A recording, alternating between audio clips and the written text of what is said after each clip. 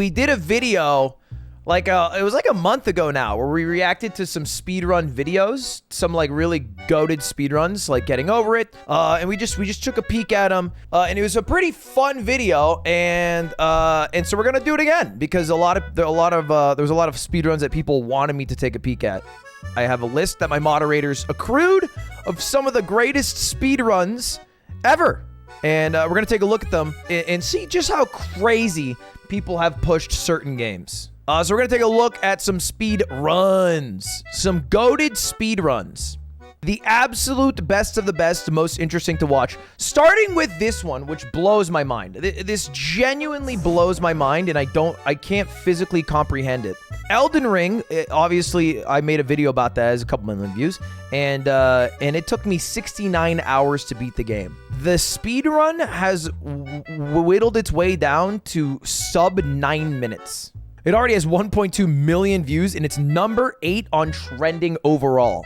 So, yeah, we're gonna watch. It's sub 7 now? What? So this guy, if you don't know, his name's Distortion 2. I think he was most popular early on for Dark Souls speedruns, specifically Dark Souls 2. And then he actually was the first person to ever beat Getting Over It in under 2 minutes. And if you just look through his YouTube, you can see in the past month how much work he has done at lowering the time for Elden Ring speedruns. From 45 minutes down to 8 minutes and 56 seconds, and I think it's even shorter now, but we're going to take a minute, a look at this one. Ooh, good. Nice. Oh, that's a clean start. Let's go. What the fuck is that? And he sticks the landing? So if you do the shield button and then you hold it in a certain spot, you're supposed to just...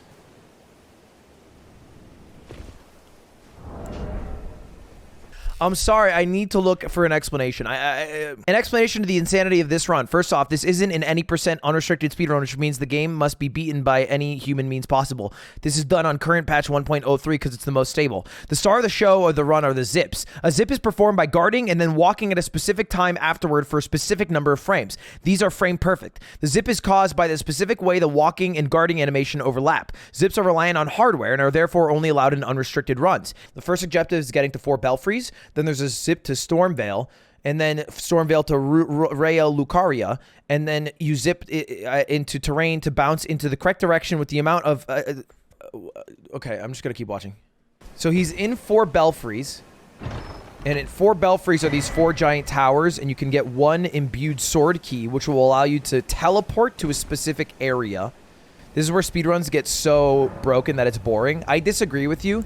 I think seeing the game be beaten in the way that's this crazy is so exciting. I think we are simple humans, and if something looks good and is fun to watch, it is good. And it is fun to watch them zip across the map and then fly down.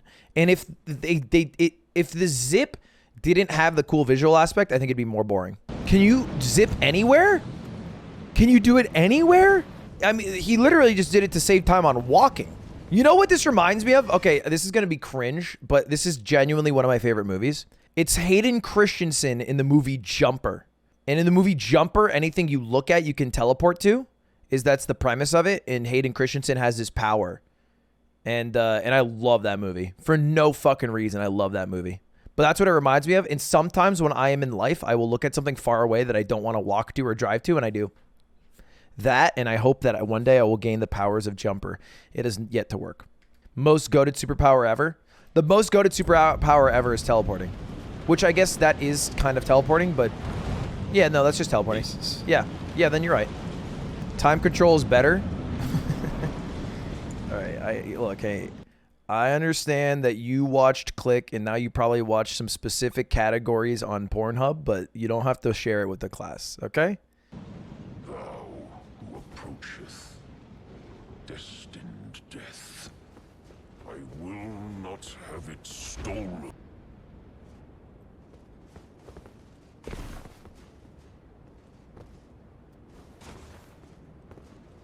He's supposed to be fighting the Beast Clergyman, Malekith the Blackblade, who I think is probably one of the hardest bosses in the game. But instead he teleported around him, and now he's... Nice. in the opening animatics of Skyward Sword. What the fuck? What is happening?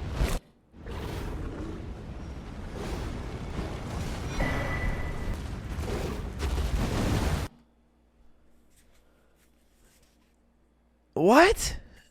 He teleported so far away the area unloaded and then the guy died. Is he gonna do that again, or is he gonna try to fight this guy? Because he only killed the clergyman, he didn't kill the Black Blade, right? Or is he gonna try it again? Okay, yeah, he's definitely trying it again. What I don't get is that how he is gonna beat the game in the next 2 minutes and 20 seconds. No.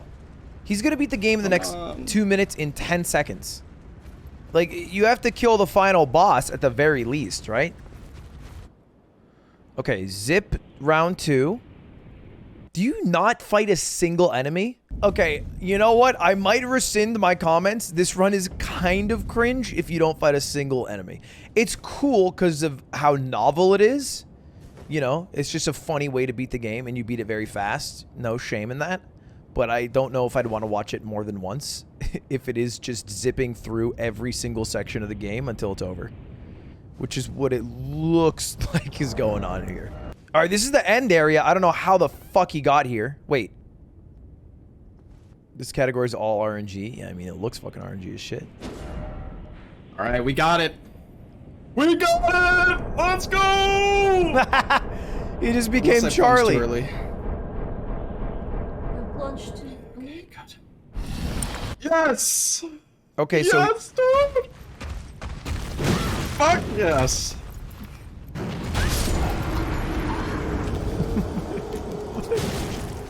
How is he supposed to beat the game in the next 9 seconds after he just teleported and then died?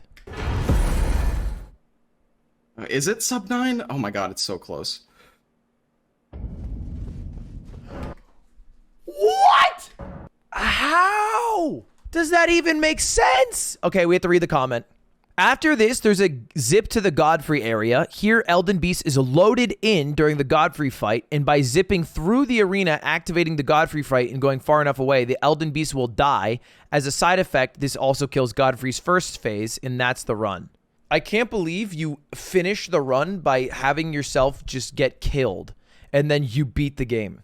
Look, I don't know if it's the best show of skill in games, but that's a fucking cool way that they found how to break that game. Let's take a look at some Minecraft. This is Set Seed.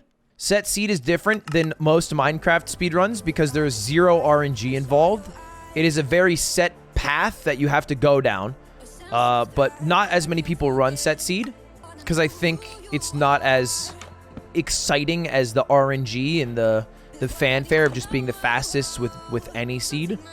Because the RNG of like regular Minecraft speedruns is pretty fucking horrendous, and it kind of ruins people's experiences. It really is so RNG dependent. Unless, you know, teehee. Oh my god, what a sweat. Placing a block just so you can jump like maybe 0.2 seconds faster. Oh, he's just nether warping. Oh, okay. Yeah, okay. That, you know what? Set Seed is kind of cringe. The nether portal has like 8, right? No, 3, 5, 7 ender pearls. And it's just a glitch in the right side only has the TP active. That's crazy. Oh, because it's on a chunk boundary. That's fucking crazy. It's on a chunk boundary and the other chunk hadn't loaded, so it doesn't know. That's some goddamn weird ass science. Although, hey, I'm going to say it, 4 beds to completely kill the Ender Dragon is a bit tough. And they were perfect. Oh, look at how good this run was. Half an HP remaining in sub 2 run. Yeah, that's insane. What else? What else? What else? You can beat Pokemon Red and Blue in 1 minute and 18 seconds? It takes more than a minute and 18 seconds to talk to Mr. Oak and get your name down and your rival's name down. Okay. They're supposed to beat the game in a minute and 18 seconds. In the first 30 seconds was talking to Professor Oak. They're saving the game. It looks like they reloaded the Game Boy after saving the game. Continuing the game.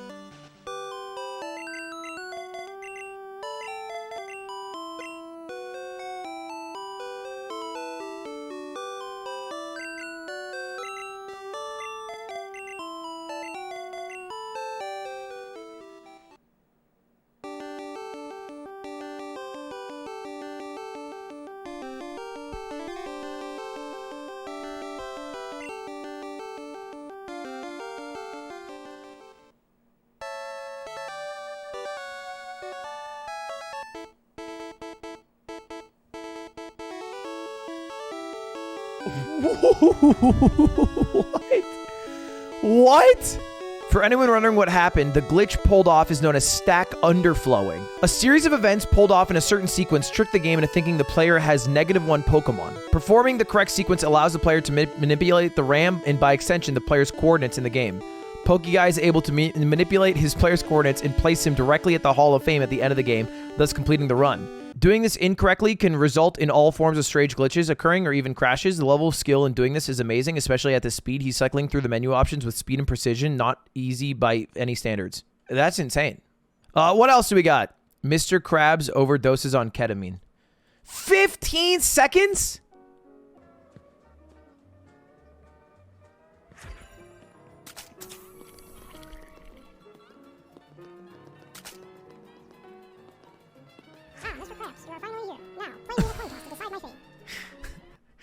It is funny how Charlie invented this strat.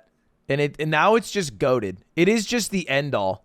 You do that strat and you just simply win. Super Monkey Ball speedruns are so fun to watch because they just launch themselves at maximum speed and get to the goal. Super Monkey Ball speedruns are how I would like to play the game. Pushing forward the entire time without having to do any of the boring puzzles. Just constant W key until you beat it. The only thing I think is somewhat cringe is when he's pausing here, or she's pausing here, it's to look at the timer and then line it up on a certain frame, because when you unpause and if you hold a different direction, it will immediately do the direction you are holding in, so you can basically frame buffer to guaranteed get certain runs. Which I get why frame buffering exists. I just think it's not as cool as not frame buffering. As just free sticking it, free-handing it. All right, I'll watch one more. Celeste, Seaside. I feel like Celeste is one of those games where it's not fun to watch someone who's not good at the game play it. Because the movement is so fucking crisp and juicy that you just want them to successfully move nice. And new players are always just going to keep dying and repeating it. Because if you're really bad at Celeste, then it becomes like a mini Boshi. Just like you in Jump King. Yeah. Yeah. Yeah, I get really frustrated watching Connor play Jump King. The momentum conservation of this game is, I feel like, bar none. Whoa! Speed! Whoa!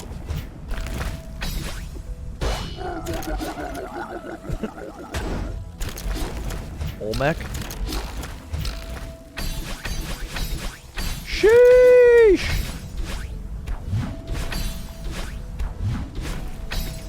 That was insane movement. Holy shit. Holy shit, that level.